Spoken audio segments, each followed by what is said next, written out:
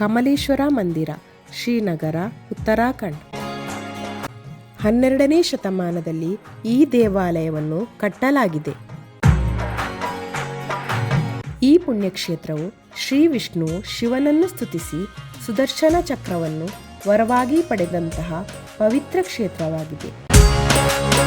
ಇಲ್ಲಿ ಒಂದು ದಂಪತಿಗಳು ಮಹಾವಿಷ್ಣು ಶಿವನನ್ನು ಪೂಜಿಸಿದ್ದನ್ನು ನೋಡಿದರೆಂದು ಹೇಳಲಾಗಿದೆ.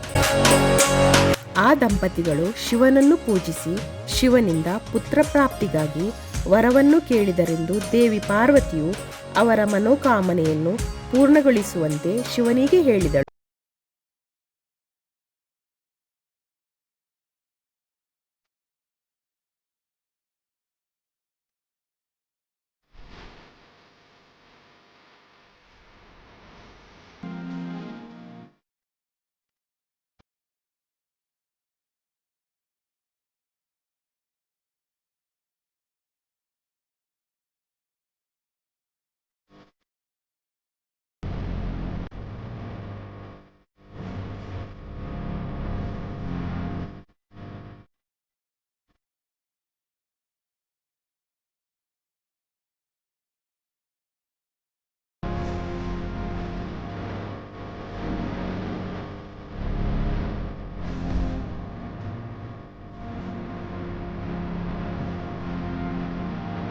ವೈಕುಂಠ ಚತುರ್ದಶಿಯಂದು ದಂಪತಿಗಳು ಸಂತಾನ ಪ್ರಾಪ್ತಿಗಾಗಿ ಇಲ್ಲಿಗೆ ಬಂದು ಹರಕೆ ಕಟ್ಟುತ್ತಾರೆ.